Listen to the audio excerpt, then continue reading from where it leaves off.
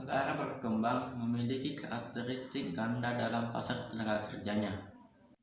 Pasar dibagi antara sektor formal dan sektor informal.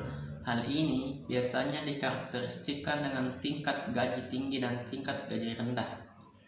Penghasilan mereka dapat juga dikenali dari tingkat pendidikan. Dua sektor ini adalah hasil dari ketidaksamaan yang berarti dan keterputusan dalam sistem ekonomi mereka.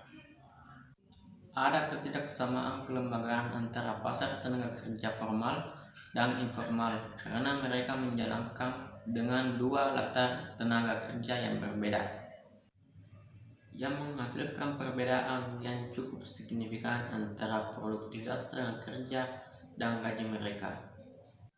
Pasar tenaga kerja adalah seluruh aktivitas dari pelaku-pelaku untuk mempertemukan pencari kerja dengan lowongan kerja atau proses terjadinya penempatan dan atau hubungan kerja melalui penyediaan dan penempatan tenaga kerja.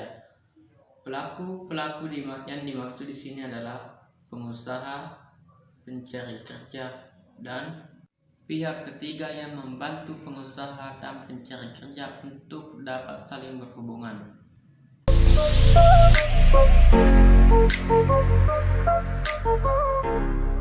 Warahmatullahi wabarakatuh. Perkenalkan, nama saya Isma, Prodi Ekonomi Syariah IPSA semester 6. Fragmentasi pasar adalah kondisi pasar di mana tidak ada satupun penjual yang dominan. Masing-masing penjual tidak cukup besar untuk mempengaruhi pasar secara tidak wajar. Selain itu, hambatan masuk ke pasar ini juga rendah. Oleh karena itu, pasar terdiri dari beragam segmen yang berbeda yang mencerminkan berbagai kebutuhan, keinginan, tanggapan terhadap pasar, pemasaran, dan perilaku.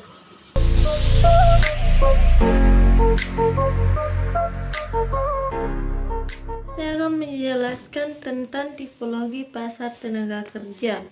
Selain pengklasifikasian sektor berdasarkan dengan lapangan usaha, dalam pasar tenaga kerja juga dikenal dengan istilah dualisme, yang berarti pemisahan ke dalam dua kelompok sektor. Dualisme tercermin sebagai segmentasi pasar tenaga kerja dua sektor, yaitu sektor formal dan informal. Adapun ciri-ciri umum segmentasi pasar tenaga kerja tersebut adalah: yang pertama, sektor formal atau modern. Ciri-cirinya adalah padat modal, menggunakan teknologi yang tinggi, dilakukan secara terdidik, dan dilakukan di perkotaan. Selanjutnya itu sektor informal atau tradisional. Adapun ciri-cirinya yaitu padat orang, menggunakan teknologi tradisional, kurang terdidik, dan dilakukan di pedesaan. Perkin et al. Membagi pasar tenaga kerja menjadi tiga bagian, yaitu yang pertama sektor formal perkotaan atau urban formal sektor, yang kedua sektor informal perkotaan atau urban informal sektor, dan yang ketiga pasar kerja pedesaan atau rural employment.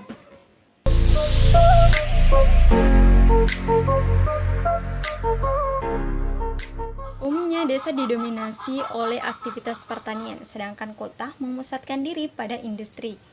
sehingga keseluruhan perkembangan ekonomi dikarakteristikan oleh lokasi tenaga kerja tahap demi tahap keluar dari daerah pertanian memasuki kawasan industri melalui migrasi, desa, kota, atau sering disebut dengan urbanisasi.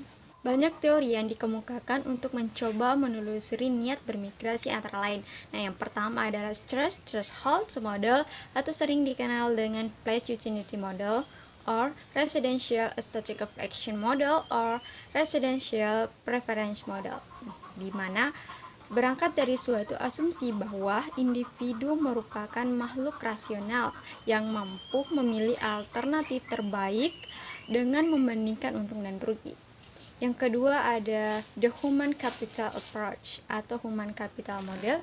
Yang ketiga ada contextual analysis, memusatkan perhatiannya pada pengaruh faktor latar belakang struktural.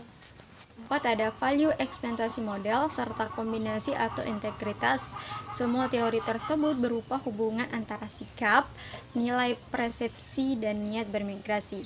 Yang terakhir ada place utility and behavior intention. Sementara untuk integratif model mengasumsikan bahwa niat bermigrasi secara langsung dipengaruhi oleh 3 faktor, yaitu persepsi tentang place utility, latar belakang pribadi, dan struktural.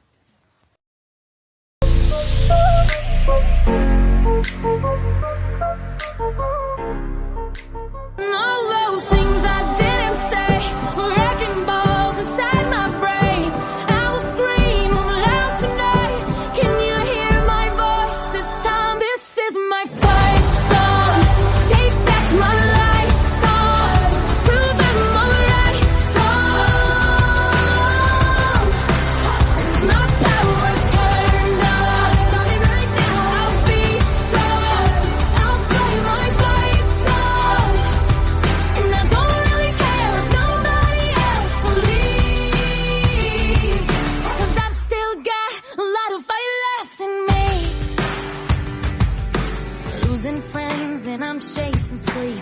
Everybody's worried about me. In too deep. Say I'm in too deep. Oh, it's been 2 years. I miss my home, but there's a fire.